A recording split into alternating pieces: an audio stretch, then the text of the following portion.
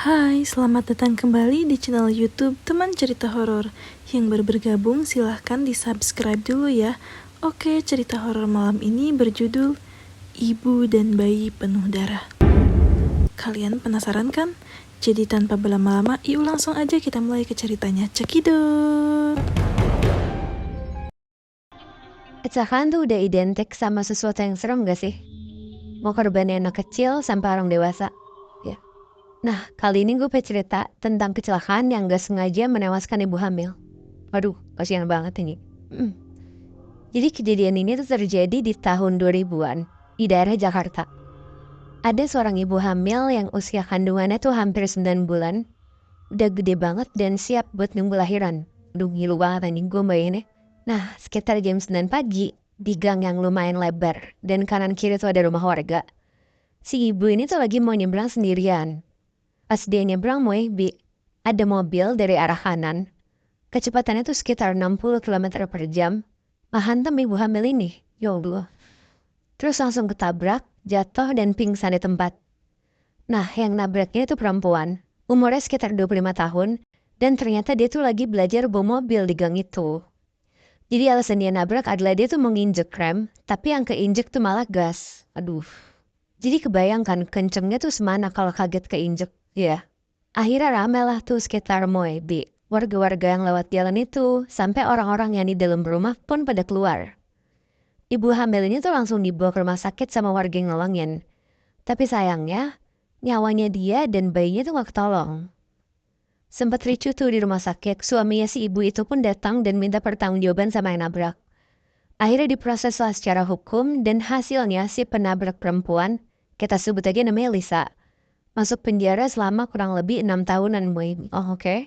Oh. Nah, gue mau ceritain dari sisinya si Lisa ini selama dia di penjara. Jadi pas dia masuk penjara, dia itu kondisinya masih shock berat karena nabrak. Ditambah ada korban yang sampai meninggal juga kan. Ya. Sebenarnya bisa dibilang dia tuh agak stres dan jadi orang yang beda banget lah. Bisa jadi sering nangis di penjara, bahkan tidurnya pun jadi susah. Nah, jadi sekitar 6 bulan kemudian, ada satu malam, pas Lisa lagi siap-siap mau tidur. Di sel itu tuh kira-kira ada sekitar 10 orang lah, perempuan semua. Mereka juga tidurnya sempit-sempitan. Terus karena isinya 10 orang dan udah agak lama, jadi mereka kan udah punya posisi tidur masing-masing. Ya, dan udah kenal satu sama lain. Nah, si Lisa nih ke kamar mandi Bi.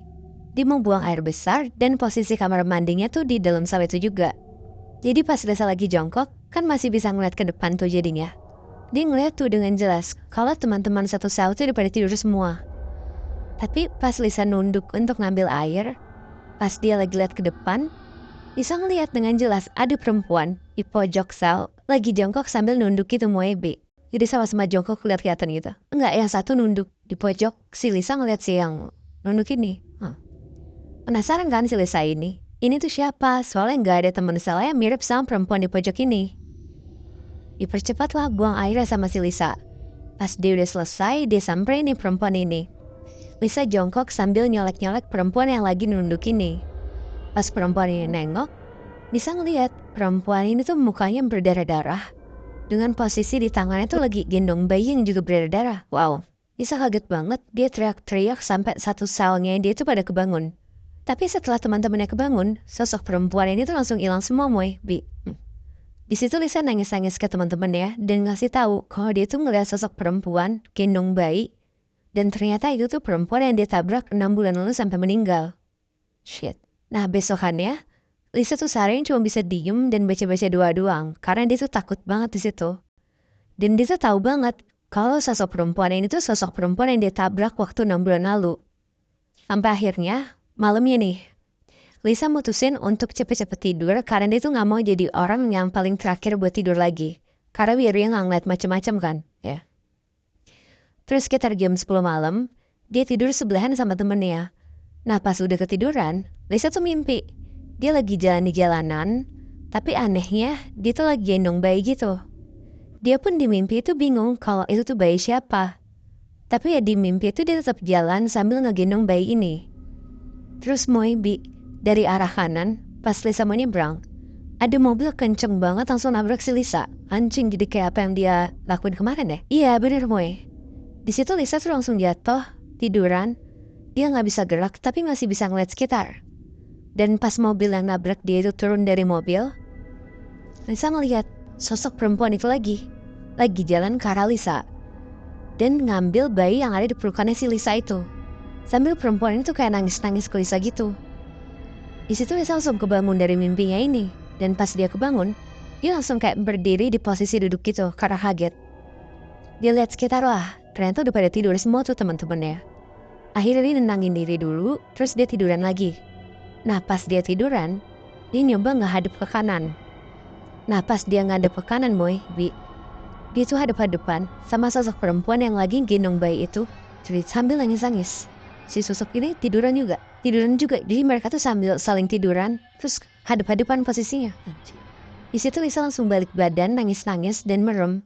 Dia juga teriak-teriak bilang, maafin saya, maaf saya nggak sengaja.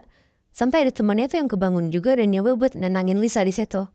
Dia ngajak Lisa buat berdoa di malam itu juga. Karena dia tuh ngeliat Lisa udah 2 malam berturut-turut benar-benar digentayangin sama korban kecelakaan itu terus. Akhirnya mereka sama-sama yasinan lah berdua. Lisa baca doa sambil nangis-nangis. Terus dia juga berusaha buat fokus ngedoain dan minta maaf lah tulus banget sama sosok ini. Dan di malam-malam selanjutnya, Lisa tuh masih tetap digentayangin sosok ini Moibi. Cuma udah gak se-ekstrim 2 malam itu. Paling kalau misalkan Lisa lagi berkegiatan di luar sel, sosok ini tuh ngeliatin Lisa dari jauh, terus hilang.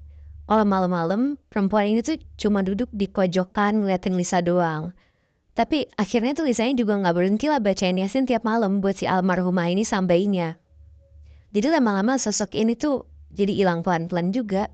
Tapi selama dia didatengin sama si sosok ini, korban dari apa yang dia tabrak itu dia lama-lama jadi kebiasa tuh gimana tuh, Nat? Nah, lama-lama sih jadi biasa aja, karena dia juga yakin kalau dia tuh setiap malam ngedoain si almarhumah ini kan sambainnya. Jadi maksudnya dari hati dia tuh juga dia udah tulus buat minta maafnya gitu loh. Beda dari 6 bulan yang lalu kan, dia belum ada minta maaf sama sekali. Gue jadi mikir kayak, si Lisa ini kan digentayangin kan, sama sosok yang dia tabrak. Ya, gue jadi kepikiran gitu loh. Di luar sana kan banyak banget ya kecelakaan yang terjadi. Dan gue gak tahu apakah si arwah-arwah yang ditabrak ini gentayangan atau enggak. Gitu loh. Bisa jadi kalau misalnya orang yang udah ditabrak dan dia meninggal, menurut lo, apakah si sosok ini bakal gentayangin orang yang nabrak dia ya?